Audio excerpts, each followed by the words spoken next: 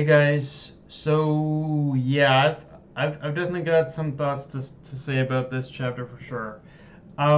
So to pretty much start off, the chapter shows the Akaze 9 pretty much jumping right back into the fight, with Kawamatsu wondering aloud just what will become of Wano if it's open to the world. And just that one moment of saying the quiet part out loud kind of more or less confirms what I think we've all been thinking about in the back half of this arc, which is that whether or not Kaido is defeated, Wano's borders are going to open regardless. Like at this point, it is pretty much a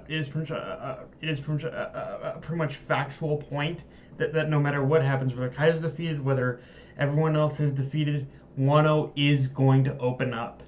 Um, and if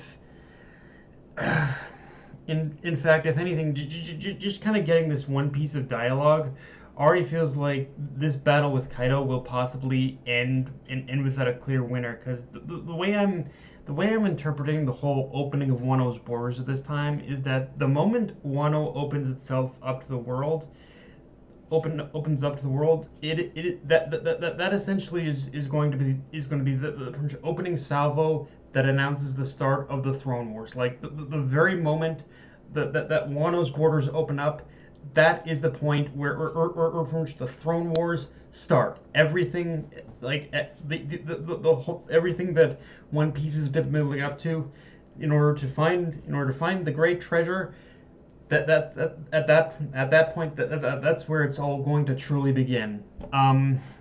Like, and honestly, all the pieces are just and all the pieces right now are kind of fitting too neatly into place for that not to happen right now. Um, we also get a possible setup of Nekomamushi like pretty much fighting Parosphero, and I don't know how much of a fight that's going to be, but I'm curious exactly how something like that would play out. Considering that Nekomamushi seems like he's pretty much, just from that smile you can tell that Nekomamushi he himself is kind of out for blood, and looking to avenge, and just like Carrot and Wanda like pretty much looking to, in order to pretty much avenge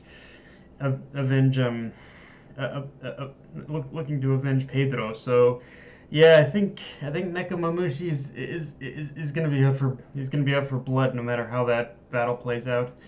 Um, now let's take a moment to talk about Nami, more specifically the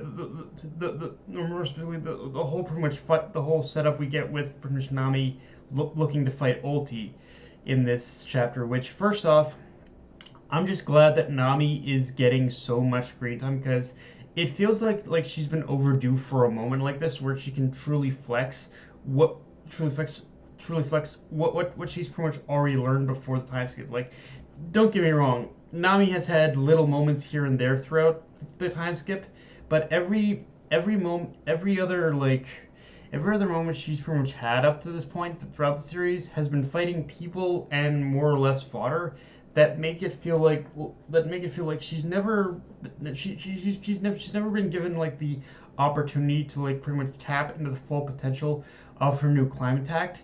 But this is like the perfect battleground to like see what Nami and the climate and her new climate act are capable of, while at the same time like testing how like tactical Nami herself is, because this is already shaping up to be like, even though it's only just started, it's already shaping up to be a better fight with Khalifa on. And on the flip side, though, I do feel this chapter actually has, and on the flip side of that, I feel like this chapter has actually tapped into a side of Nami we haven't seen for a while, which is just how much of a genuinely like kind person she is and can be. I mean, don't get me wrong. As far as the comedic effect goes, Nami is greedy. She's easily frightened and scared. Those things are part of her character. But at the same time, one thing that I kind of feel has been kind of lost in the time skip a bit is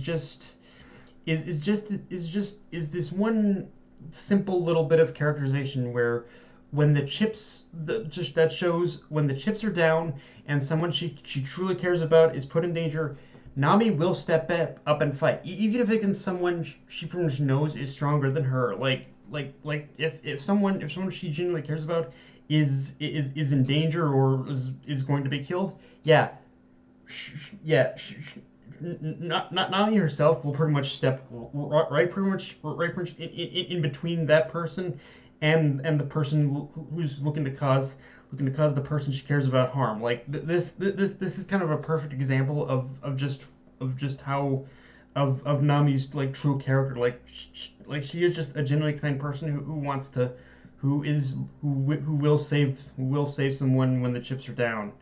And and yeah, frankly, I'm kind of hoping beyond this point that we see this side of Nami more, the side that just kind of that pretty much like steps in front of that steps into a fight. She knows she can't win, but she knows she might not win, but still does it for the sake of saving people. Because I don't know if it's Oda himself, his editor, or Shonen Jump, but someone is responsible for a tiny bit of Flanderization with Nami and playing up a lot of those more comedic elements with her character, which has been overshadowed by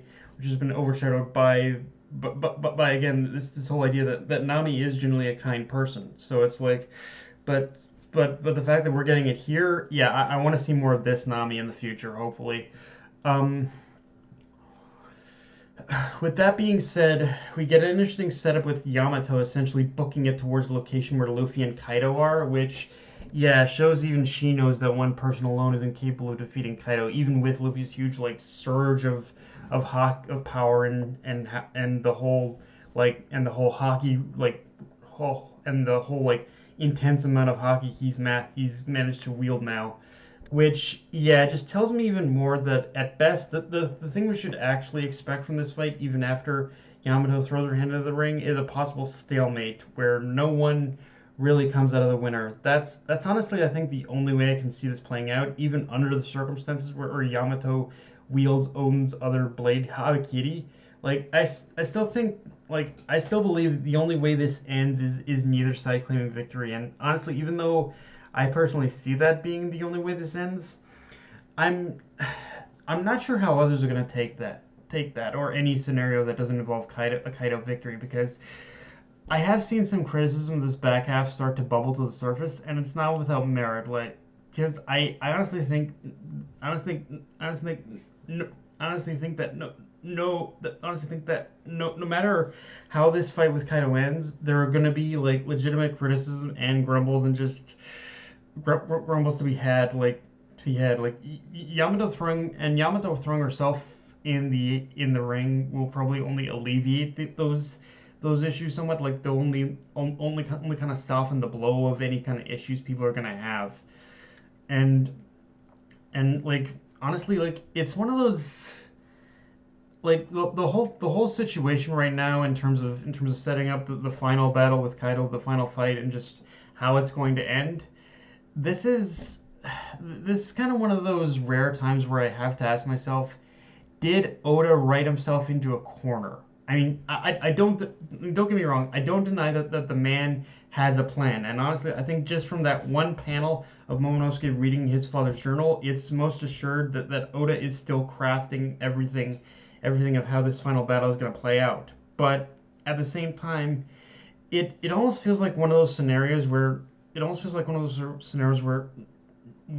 no matter how good the plan is and how this concludes, there's still going to be this kind of lackluster after effect once it's all said and done. Like at this point, it's like one of those things where Oda can have the most perfectly well executed plan of defeating Kaido at this point, but just something about it is going to feel off at this point. I think and I think it's just largely because of the way that he built Kaido up, frankly. So yeah, I don't know. You're gonna have to.